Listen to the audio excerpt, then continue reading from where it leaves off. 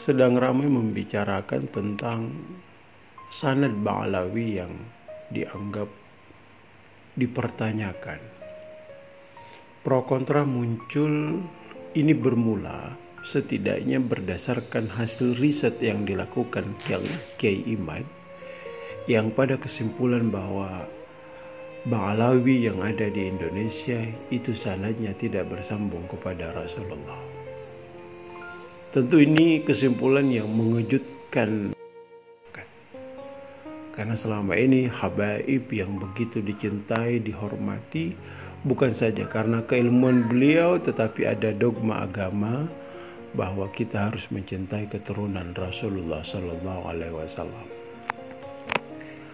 Tapi saya tidak masuk pada perdebatan apakah betul itu penelitiannya benar atau tidak, apakah bisa dipercaya atau tidak, karena secara kapasitas saya merasa tidak punya kemampuan itu dan tidak punya kapasitas mengenai hal itu.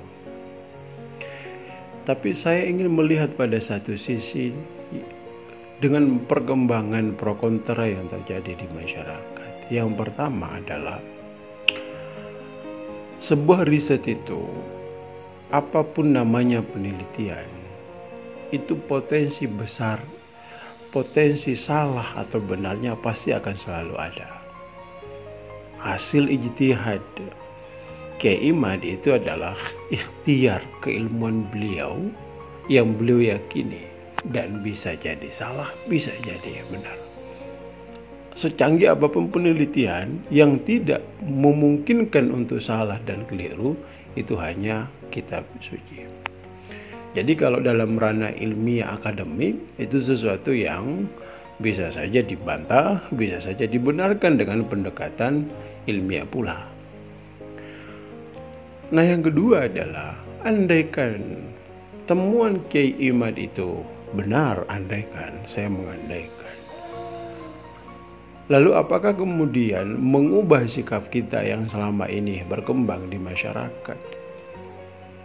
Saya hanya ingin penegasan, jangan kemudian dengan hasil riset ini kita masyarakat awam, lalu ada kesan kita mengolok-olok, menghina mereka para habaib yang kita anggap habaib, seolah menghilangkan identitas akhlak pada diri kita.